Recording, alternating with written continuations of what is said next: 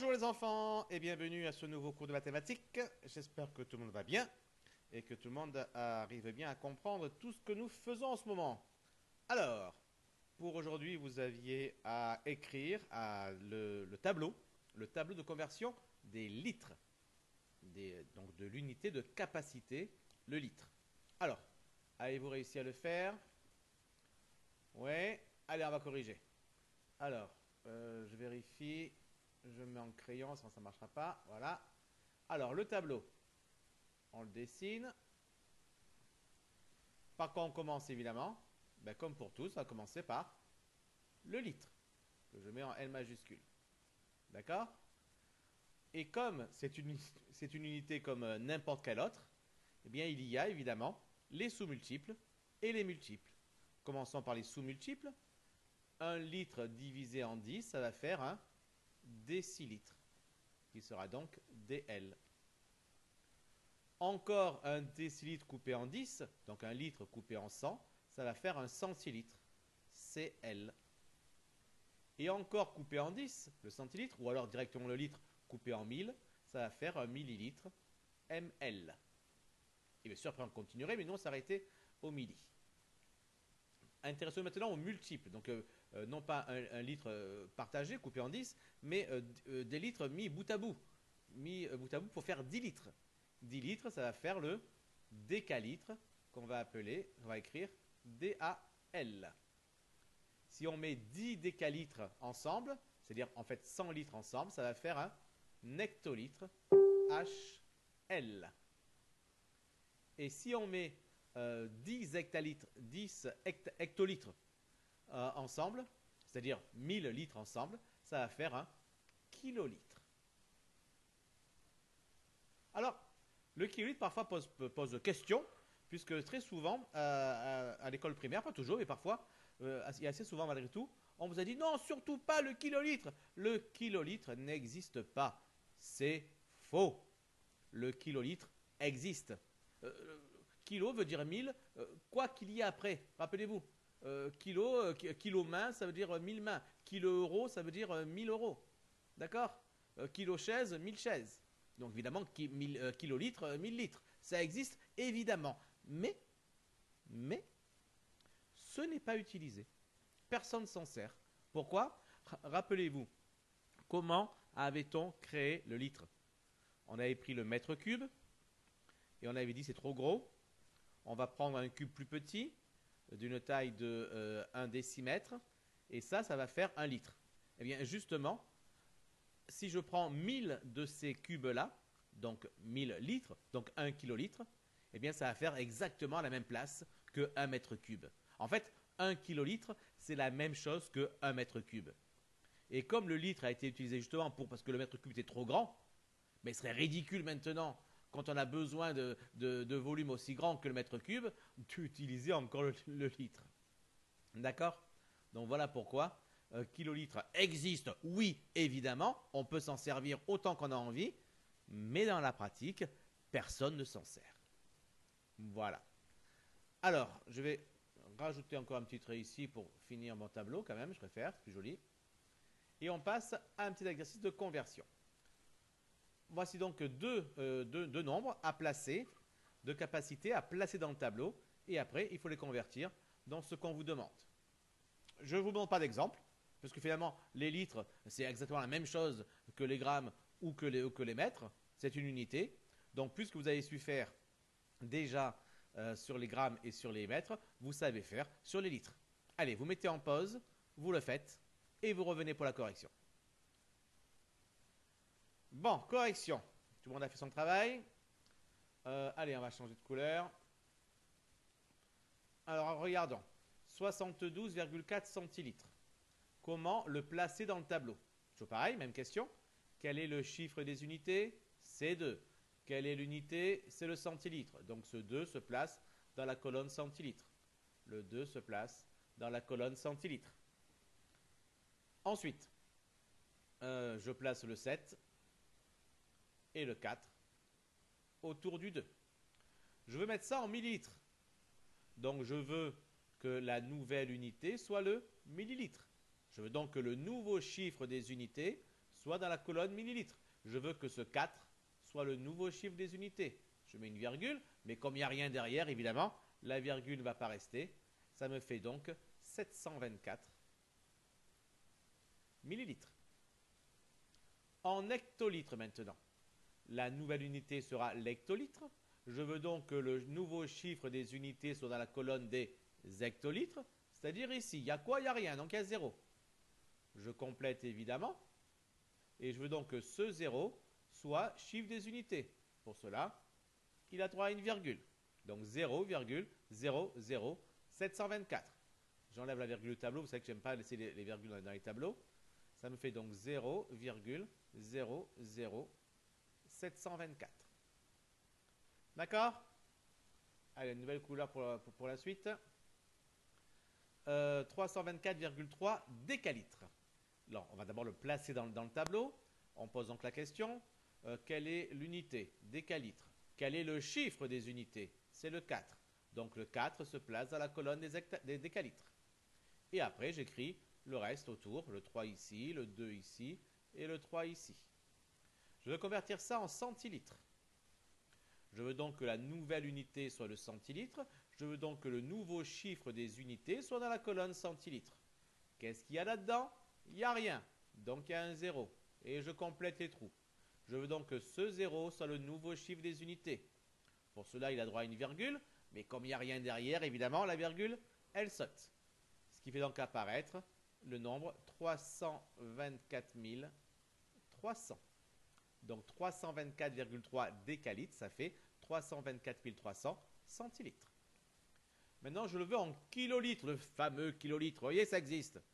Alors, le kilolitre, je veux donc que la nouvelle unité soit le kilolitre. Je veux donc que le nouveau chiffre des unités soit la colonne kilolitre. Qu'est-ce que j'ai dans la colonne kilolitre? J'ai le 3. Donc, je veux que ce 3 soit chiffre des unités. Voilà pourquoi il aura droit à une virgule. Bon, je l'enlève dans le tableau, évidemment. Et ça me fait donc 243. Les deux zéros qui sont là, je ne les réécris plus. Puisqu'évidemment, dans cette écriture-là, ils sont à la fin de la partie décimale. Ils sont donc des zéros inutiles. Donc 324,3 décalitres, ça fait 3,243 kilolitres. Voilà. J'espère que c'est bien clair pour tout le monde. N'hésitez pas à prendre de vous-même des unités, des valeurs que vous voulez, en centilitres, en millilitres, en décalitres, ce que vous voulez, à les placer dans le tableau et à les convertir dans une autre unité. Ça ne pourra que vous faire du bien de vous entraîner un petit peu tout seul. Allez, on se retrouve maintenant pour la suite de la leçon. Voilà, on passe donc à la suite de la leçon, donc retour en partie leçon, pour ceux qui n'y étaient pas, mais je pense que tout le monde y était pour avoir écrit, pour écrire le tableau sur les litres. Grand 5, périmètre. Alors, qu'est-ce que le périmètre? Tout simplement, le périmètre d'une figure est la mesure du contour de la figure. Donc, le périmètre d'une figure est la mesure du contour de la figure. Vous le notez, évidemment. Alors, regardons. Voici une figure ABCDE, ici, avec des côtés ici.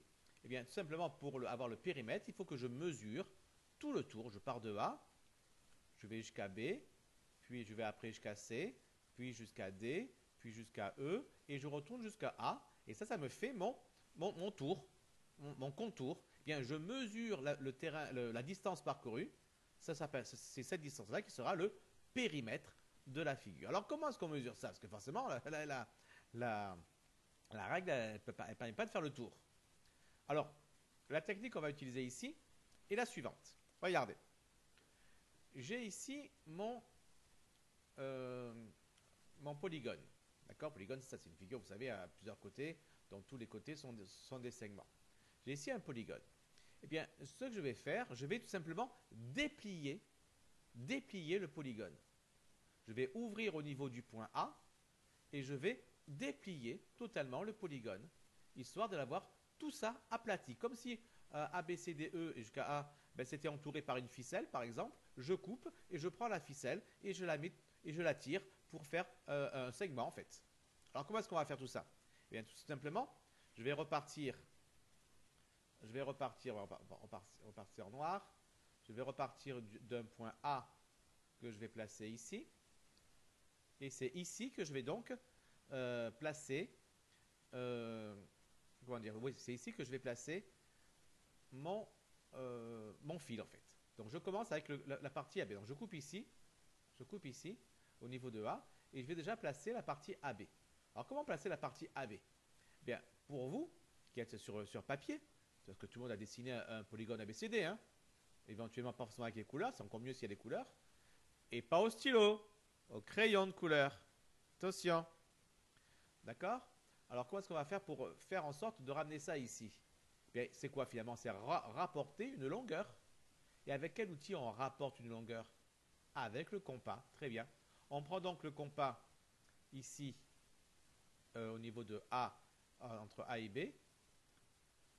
J'écarte, donc je vais dessiner un compas ici. Il n'est pas beau, hein? Hop là. Donc je prends mon compas ici, entre A et B. D'accord? Je prends l'écartement qui est là. Puis je reprends mon compas. Je vais donc le placer au niveau de A. Et puis avec mon compas ici, qui est bien ouvert, je vais faire ici une marque. À cet endroit-là, j'aurai mon point B. D'accord? Allez, faites-le. Mettez en pause la vidéo et faites-le. Prenez le compas ici. Vous l'écartez entre A et B. Vous placez votre compas sur A. Et vous faites un arc de cercle pour récupérer ici le point B. Ça y est, tout le monde l'a fait? Donc, vous voyez, donc ici, la distance que vous aviez ici pour AB, vous la retrouvez exactement la même ici, ici sur AB, puisque vous avez fait au compas. D'accord? Bien, je vais effacer ce brouillon. D'accord? Donc, je vais me placer où pour faire ça? Je vais me placer ici. Je vais replacer un point A ici. D'accord? Alors, moi, comment je vais faire pour faire ceci? Que forcément, je vais avoir du mal à mettre le compas en plein sur l'écran. Et puis en plus, vous ne le verriez même pas. Donc moi, je vais juste déplacer ici. Hop là. Je vais donc placer comme ceci. C'est à peu près droit, à peu près. Là, du coup, ce sera à peu près, forcément. On ne va pas réussir à faire mieux que ça. Et je place ça ici. Voilà, c'est pas si mal. D'accord? Je vais donc placer ici. Oh, pas si mal, pas si mal. C'est vite dit, pas si mal. Bon, là, je crois que c'est pas si mal. Ouais, c'est pas trop mal. D'accord? Ce qui me fait donc avoir ici mon point. Il faut revenir en crayon. Ici, mon point B. Puis, je vais faire la même chose pour BC. Donc, vous prenez le compas. Je ne vais pas le dessiner une nouvelle fois. Prenez le compas autour de BC, de BAC, et vous le reportez à partir de B. Vous replacez le compas sur B et vous faites l'arc de cercle ici. D'accord? Moi, je vais le faire également de la même manière. Je prends hop, ça ici. Transformation. Hop, on essaie de le faire à peu près droit. Le déplacer. Je le mets sur B. Bon, ça, allez, peut-être un petit peu moins. Hop, hop. Allez, ça n'a pas trop... Ah, non, pas voilà, comme ça. Là, ça n'a pas l'air mal. Vous voyez, en fait, c'est bien plus simple au compas, en fait. Hein. Vous avez de la chance, vous, de le faire au compas. C'est facile au compas. Ça me fait donc ici mon point, qui sera mon point C. D'accord? Donc, j'ai raté le point C. Je vais essayer de le faire un peu mieux, quand même. Voilà, le point C qui sera donc ici. D'accord? Puis après, je continue avec le côté CD. Donc, pareil, vous prenez le compas, etc., etc. Moi, je vais faire pareil. Je prends ce côté-là. Hop là. Transformation. On le tourne bien droit, si possible. Et on le déplace, on le pose correctement ici. Voilà, ça n'a pas l'air trop mal. C'est pas totalement droit, mais ce sera suffisant pour ce qu'on va faire. D'accord? Et ça me donne le point D. Alors, il est où le crayon? Il est là. Le point D. Puis je continue. Vous aussi, vous continuez. Hein? Moi, je fais ça, je m'embête avec ça. Vous le faites au compas, vous. Attention, hein? Je vous surveille. Oui, toi aussi. Tu prends ton compas et tu le fais. Non, mais c'est quoi ça? Après, on passe au sciant. Alors, le sciant copie. Donc le sillon c'est celui-là. Donc je vais donc pareil le déplacer, le mettre droit. Vous faites au compas toujours. Hein. Voilà, à peu près droit. Et je le place au bon endroit. Il n'est pas assez droit là. Voilà, là il n'est pas trop mal. Je le déplace bien sûr au bon endroit. Parfait. Enfin parfait, non pas parfait du tout, mais vraiment pas parfait. Enfin ça suffira pour... Bah, c'est pas fait pour ça. Hein. La tablette graphique et Photoshop, c'est pas fait pour faire des animations comme ça. Hein. Voilà donc le point E. D'accord? Et après, il manque ce côté orange ici. Donc, je vais également faire pareil. Vous aussi, faites pareil, toujours au compas. Vous prenez le compas, vous mettez à la bonne distance, vous reportez. Et ça va donner ici. Alors, pareil, il va falloir le placer dans le bon sens. Hop là.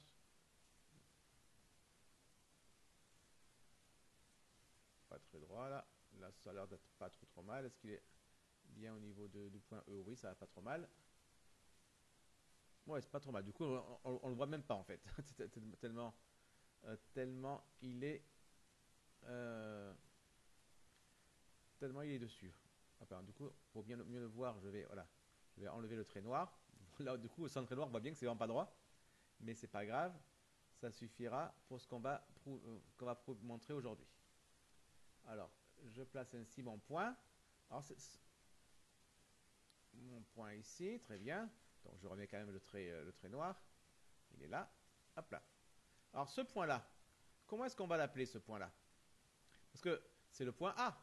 Donc, j'aurais tendance à l'appeler à nouveau A. Mais oui, le problème, c'est ça, c'est que je vais l'appeler à nouveau A. Or, dans cette figure-là, j'aurai donc deux points A. Et ça, c'est pas possible. Alors, comme finalement j'ai découpé le polygone au niveau du point A et que après j'ai étendu, j'ai tiré le fil pour arriver à faire ce grand côté-là, ce grand segment-là, eh bien je ne peux pas l'appeler A et A. Ben là, on peut l'appeler différemment, mais pas A et A. Alors l'habitude fait qu'on l'appelle le premier qu'on a pris ici, on va l'appeler A1. Ah, il est raté ce 1. Pourquoi est-ce qu'il est raté? Parce qu'il était trop gros. Le 1 doit être petit et doit être en bas. S'il est trop gros, s'il n'est pas assez en bas, c'est pas bon. Ça s'appelle un indice. A2. Voilà. D'accord? Donc du coup, maintenant, j'ai bien pris mon polygone, j'ai tout étalé sur une seule ligne droite. Et du coup, maintenant que j'ai fait ceci, eh bien, il est facile de mesurer. Parce que tout le tour, la distance que je ferai en parcourant tout ceci, eh bien, c'est exactement la même que je parcours en faisant tout ceci. En le faisant directement sur le trait tout droit ici, sur la droite. Puisque ce sont les mêmes distances que j'ai rapportées. D'accord? Donc, ce qui veut dire que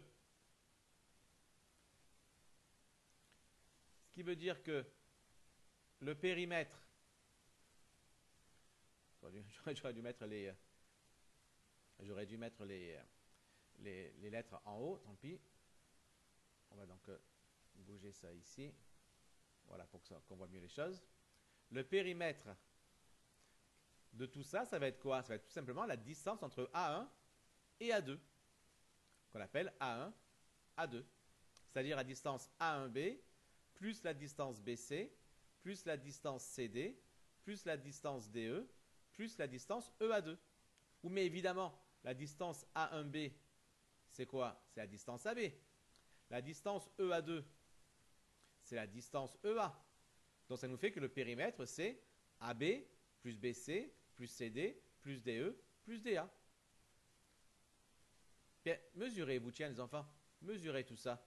Mesurez toutes ces longueurs-là, faites l'addition et marquez ici votre distance. D'accord? Alors moi, je mesure. Et pour moi, sur mon écran à moi, ça me fait, je vais mettre un crayon, ça me fait 23,2 cm.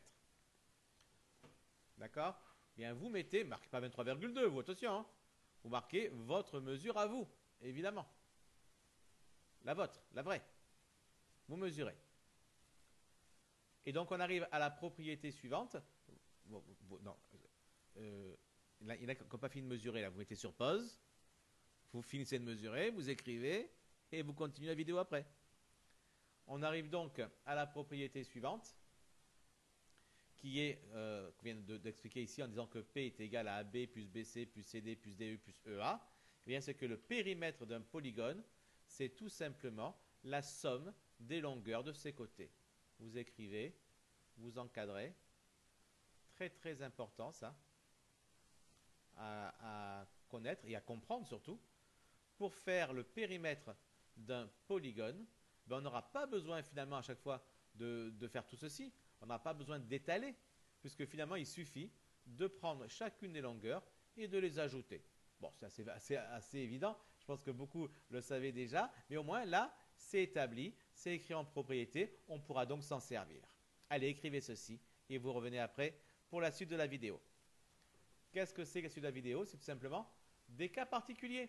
Regardez, petit 2, périmètre des quadrilatères usuels. Usuel, ça veut dire qu'on utilise souvent le losange, le rectangle, le carré. Le losange, c'est quoi un losange? C'est un polygone et il a 4 côtés et les 4 côtés ont la même longueur qu'on va appeler C. D'accord? Et là, il y a C, là, il y a C, là, il y a C, là, il y a C. Même longueur à chaque fois. D'accord? Alors, ça signifie quoi que la recherche de son périmètre? On l'a dit tout à l'heure. Le périmètre, c'est quoi? C'est la somme des longueurs des côtés. La somme des longueurs des côtés, c'est-à-dire le résultat de l'addition de toutes les longueurs. Donc là, on va faire l'addition de toutes les longueurs. C'est quoi ça? C plus, il y a combien ici? Ben, C aussi, puisque toutes les longueurs sont les mêmes dans un losange. Donc C plus C encore, plus C. Donc le périmètre, c'est C plus C plus C plus C. Et comme vous le savez, quand on avait un peu marre d'écrire plein de fois la même addition, C plus C plus C plus C, ça a permis d'inventer la multiplication. Qu'est-ce que je vois ici? Je vois 4 fois la lettre C, je vois 4 fois C, donc j'écris 4 fois C. C'est-à-dire comme ça qu'a été inventée la multiplication. Donc le périmètre, il est égal à C plus C plus C plus C, ou alors P égale 4 fois C. D'accord? Je passe au carré, on viendra au rectangle après. Le carré, ben finalement le carré c'est la même chose. Il a lui aussi 4 côtés identiques. D'ailleurs un carré est un losange particulier. Il a juste des angles droits, alors que le losange basique en général n'en a pas. Mais il pourrait en avoir d'ailleurs, dans ce cas ça s'appellerait un carré. D'accord? Ceci est un losange. Le carré est un losange. Donc forcément la formule du losange, elle est valable aussi pour le carré. Alors, quelle est-elle cette formule du losange? C plus C plus C plus C. Ben voilà, c'est pareil. C plus C plus C plus C. Donc 4 fois C. Donc même formule pour le losange et pour le carré. Pour le rectangle, lui, par contre, il n'a pas les 4 côtés de même longueur. D'accord? Donc forcément, on ne va pas pouvoir appliquer la même formule. Le rectangle, il a une longueur, qu'on appelle souvent grand L, et une largeur, qu'on appelle souvent petit L. C'est un L, ça, c'est un L dans une écriture un peu bâton, d'accord? Mais c'est un L. C'est ni un I, ni un 1, c'est un L. D'accord? Bien. Alors, que va être le périmètre? Bien, faisons le tour. La somme des longueurs des côtés. Ici, j'ai L, grand L. Plus, ici, j'ai quoi? J'ai aussi petit L. N'oublie pas que les côtés en face ont la même longueur dans un rectangle. Donc là, j'ai la longueur, grand L, plus petit L, plus encore grand L, plus encore petit L. Donc le périmètre, c'est grand L plus petit L plus grand L plus petit L. Et ça encore, on peut en simplifier l'écriture, puisque regardez, qu'est-ce que je vois ici? Je vois que j'ai une partie grand L plus petit L et à nouveau une partie grand L plus petit L. Eh bien, je vois 2 fois cette partie grand L plus petit L.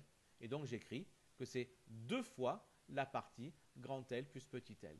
Et pour bien faire comprendre que c'est une partie ensemble, grand L plus petit L, eh bien, je les mets entre parenthèses.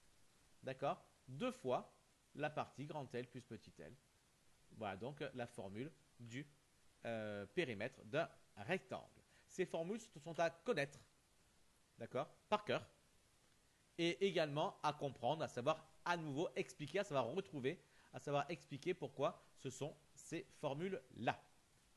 Bien, avant de nous quitter, un petit 3. On va faire le périmètre pour un cercle de rayon R ou pour un cercle de diamètre D. Alors, on ne va pas encore le faire, on va vous demander de travailler un petit peu à la maison pour pouvoir être prêt pour la prochaine fois. Alors, qu'est-ce que vous allez faire cette fois-ci? C'est très simple. Vous allez tout simplement chercher chez vous quelque chose qui sera circulaire. Alors, ça peut être par exemple une boîte de conserve. D'accord? Ça peut être quoi encore?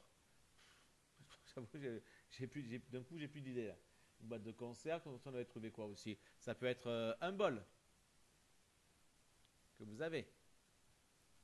D'accord? Ou un saladier. Ou des tas d'autres choses que vous trouverez chez vous en forme circulaire. D'accord? Alors, vous allez faire quoi avec ces ustensiles? Vous allez en choisir deux. D'accord? Avec ces ustensiles, vous allez mesurer le diamètre de cet ustensile. Alors, n'oubliez pas, c'est quoi un diamètre? C'est une corde qui passe par le centre. Donc, vous allez prendre votre règle, vous allez mesurer cette corde-là. Alors, bien sûr, vous ne serez pas exactement sûr que ça passe parfaitement par le centre, parce qu'il y a le centre qui ne sera pas marqué. Donc, ce sera à l'œil. Vous le verrez à peu près. Si ça passe à peu près par le centre, d'accord, ça ira. D'accord? Et vous mesurez. Alors, comment est-ce qu'on sait si c'est à peu près par le centre? C'est très simple. Regardez. Je vais en faire un rouge qui n'est pas bon. Si vous faites ça, c'est clair que ça ne passe pas par le centre. D'ailleurs, il est un peu plus orange que rouge. Enfin, si vous faites par là, c'est sûr que ça passe pas par le centre. D'accord? Donc, faites-en un qui passe à peu près à l'œil. Hein. De toute façon, il n'y a pas mieux pour l'instant. Qui passe à peu près à l'œil par le centre. D'accord?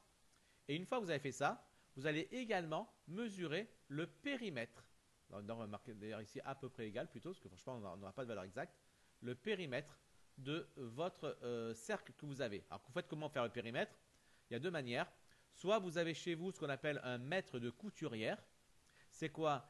C'est un ruban avec dessus des graduations en centimètres.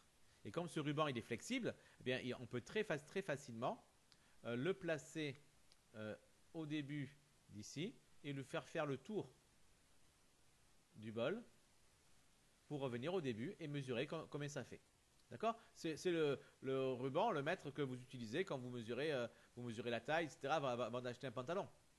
Peut-être que certains le font encore. D'accord? Donc vous mesurez comme ça le périmètre. Donc vous marquez ici le diamètre que vous avez trouvé et ici le périmètre que vous avez trouvé. Tout ça en centimètres ou pas d'ailleurs. Ça dépend de ce que vous utilisez comme objet. D'accord? Vous en faites ça, vous le faites deux fois. D'accord? Vous prenez deux objets différents et à chaque fois vous entrez son diamètre et son périmètre. Voilà, vous entrez ça. Bon, évidemment, là vous devrez, on va travailler avec. J'aurai pas vos infos, donc on va faire un travail un peu différent d'habitude. Mais pas grave, vos infos à vous serviront pour vérifier si vous avez eu juste ou si vous avez fait n'importe quoi. Parfait. Allez, je compte sur vous pour faire du beau travail, de faire de belles mesures, de bien apprendre vos leçons. Et on se retrouve très très vite. Ciao, ciao, ciao.